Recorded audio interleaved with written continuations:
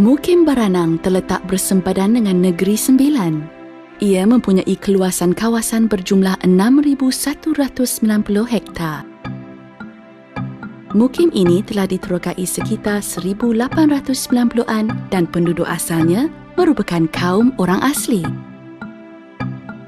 Kedatangan para peneroka lain menyebabkan orang asli berpindah ke kawasan yang baru.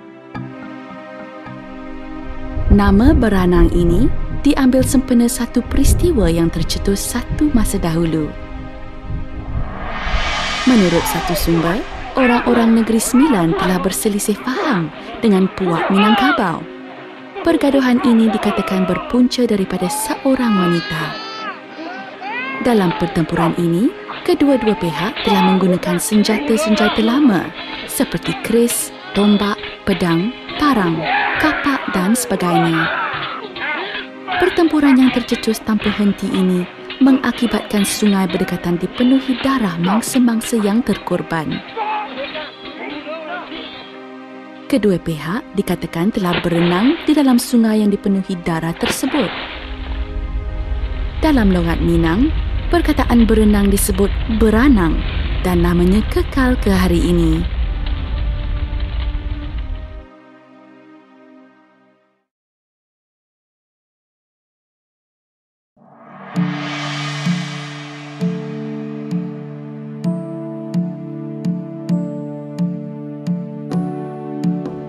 Mengikut cerita orang-orang tua, Tok Rodu adalah seorang yang kuat dan handal serta terkenal dengan kehebatan ilmunya.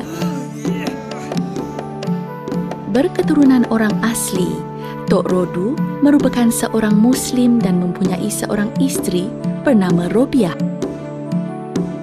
Beliau dikatakan mempunyai binatang-binatang peliharaan iaitu buaya putih, labi-labi putih dan harimau yang empang satu kakinya. Kesemua binatang peliharaannya dianggap sebagai penjaga kampung. Misalnya, harimau Tok Rodu yang dikatakan bersaiz sebesar lembu akan naik berang jika terdapat orang yang melakukan perkara tidak baik di dalam kampung. Buaya dan labi-labinya pula bertugas menjaga sungai di kampung. Setelah meninggal dunia, jasad beliau disemadikan di kampung Dusun Tua.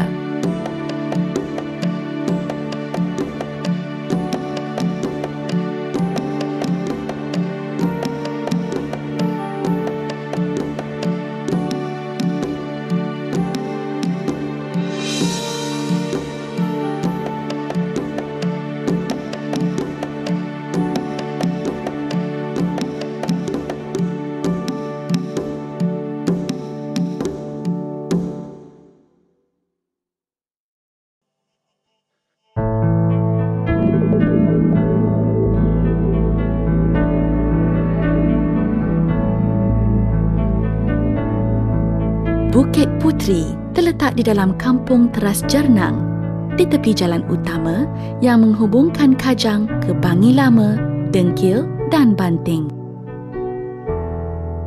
Di tepi jalan di sepanjang bukit ini terdapat sebatang sungai iaitu Sungai Langat.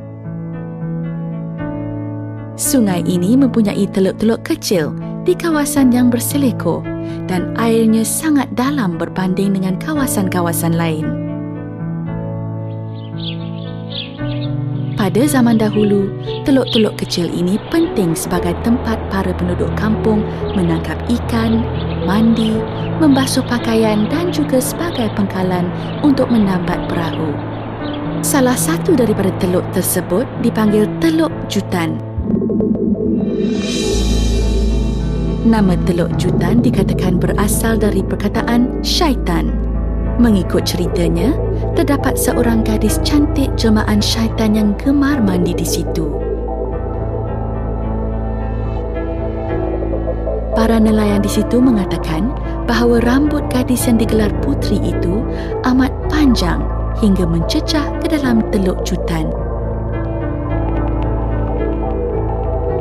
Setelah selesai mandi, putri tersebut akan naik ke bukit berhampiran.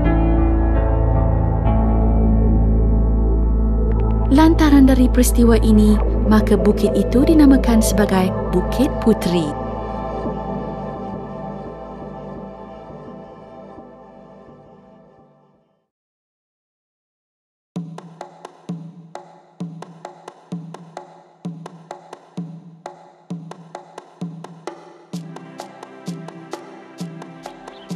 Pada zaman dahulu, terdapat sebuah penempatan orang asli di hulu sungai. Pekerjaan utama mereka adalah bercucuk tanam dan bersawah padi. Kampung Kuala Perdik mendapat namanya dari sebuah kisah yang berlaku di dalam masyarakat ini. Terdapat sepasang suami isteri yang baru berkahwin. Mereka tinggal di sebuah pondok bersama dengan adik perempuan si isteri. Si isteri merupakan wanita yang baik budi pekertinya.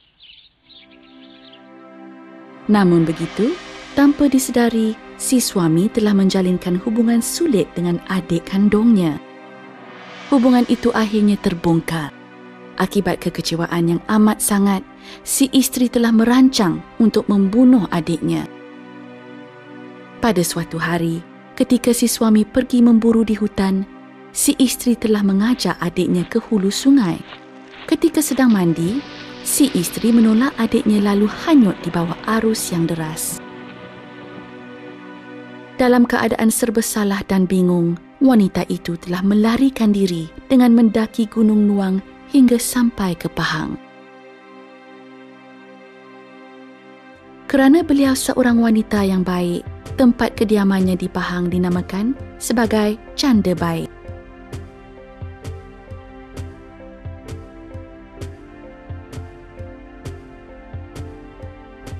Ekoran dari tragedi tersebut, tempat terjadinya peristiwa ini dinamakan Perdik, hasil cantuman perkataan Ipa dan adik.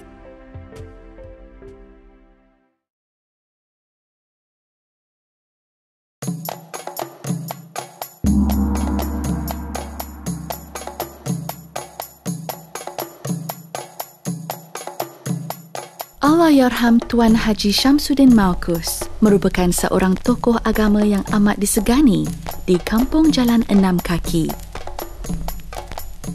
Beliau semasa hayatnya telah merantau ke Mesir untuk mendalami ilmu agama. Sekembalinya dari Mesir, sekitar 1932, beliau ditawarkan jawatan tinggi dalam pentadbiran hal ehwal agama Islam di Jabatan Kerajaan. Namun kerana semangatnya untuk berdakwah lebih kuat, maka beliau menolak tawaran tersebut dan mendirikan pondok agama di Kampung Jalan Enam Kaki. Walaupun Allahyarham Tuan Haji Syamsuddin tiada jawatan di dalam Jabatan Kerajaan, beliau telah dilantik menjadi penasihat agama kepada Sultan Selangor ketika itu. Setelah meninggal dunia, Allahyarham telah dimakamkan bersebelahan kawasan pondok di mana beliau mengajar agama.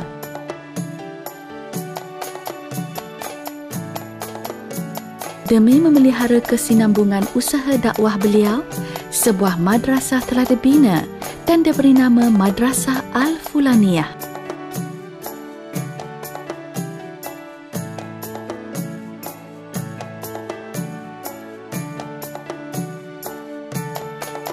Usaha penyebaran dakwah kini telah diteruskan oleh menantu Allahyarham.